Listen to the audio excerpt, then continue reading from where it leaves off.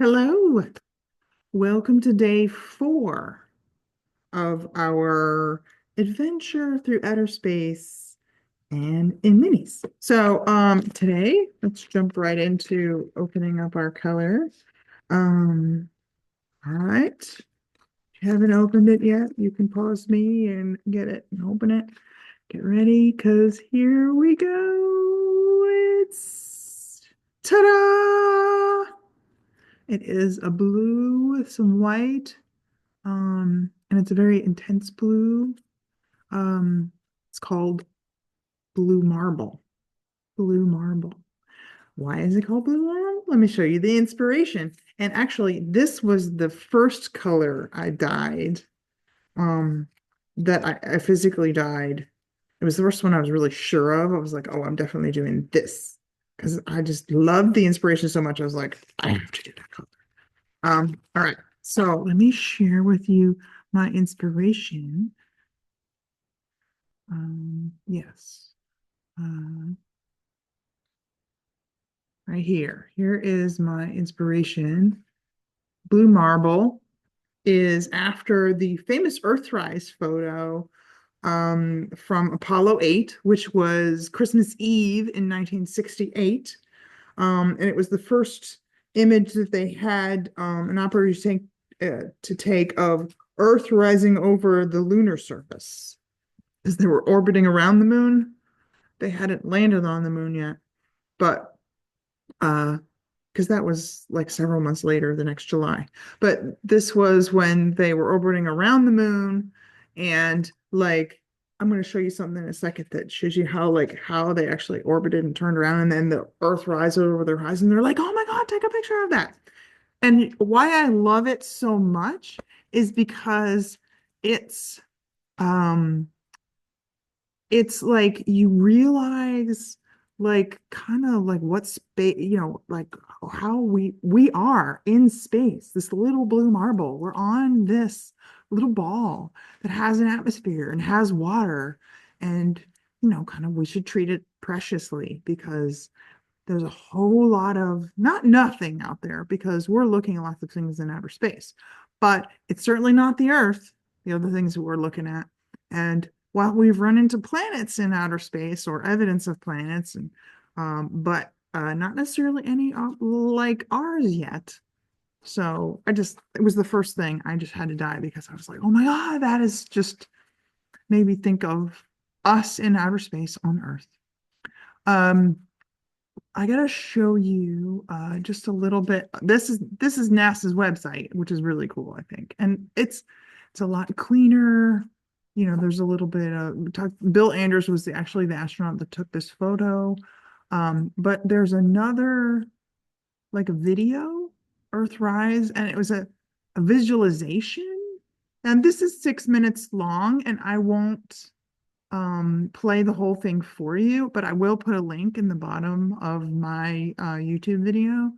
But it's like they use imagery and it's computer generated to show you on December on December if 24th, I 19. turn, yeah, if they show you, I'll skip ahead. You should watch the whole thing. I mean, it's only 6 minutes, but they show like a simulation of the the aircraft and where the lunar surface was. And because they can analyze all of these things, they can see, we skip ahead, like when the Earthrise actually happened. So they're like, oh my God, look at this.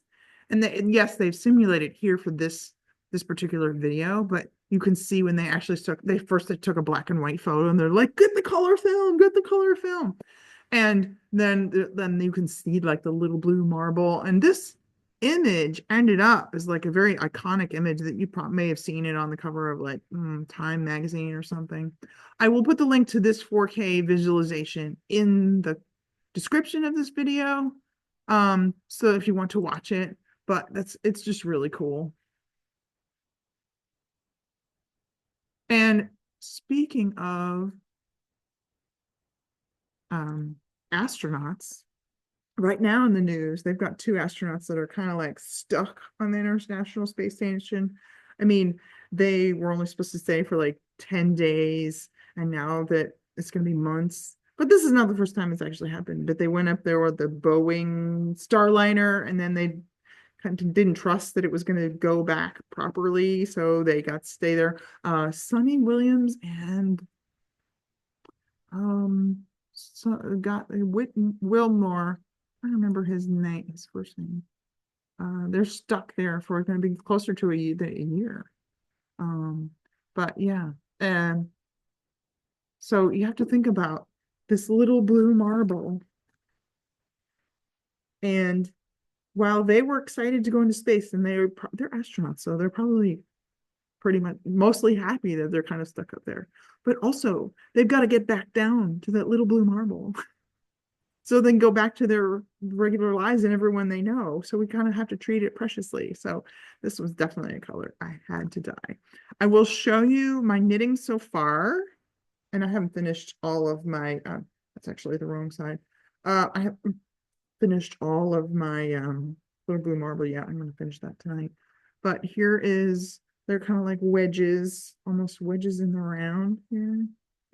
And I want to try it on, and I'm going to put it on like one of these pearl strings so that I can try it on in a little bit. Not yet, maybe after the end of this color or the next one. I love the asymmetry of it. Of course, when I wear it, it's going to be like upside down, like the pink's going to be at the top. I love things that are asymmetrical like that. Um, I don't know, it just seems to me like a little bit more modern in some of the shapes if they're asymmetrical. I like asymmetrical shapes because of that. And so I'm excited about how this is turning out. You see the little, maybe you can't see in this the sparkles really well, but at each transition, I've held the sequin yarn. You can see it a little bit. It's more, I can see it more with my eyes than in the video. So we'll have to see if I can take a really good video and then maybe share it one at the end so you can see the sparkle better. Oh, and you know what? I never even mentioned that I gave you guys these tiny little spaceship. They were in your day one bag. I hope you saw them. The stitch markers, little spaceship. So I hope you enjoyed the blue marble color, and maybe it helps you think about how we are a very precious entity in space, the Earth is. And I will check in with you tomorrow, the next day. Bye.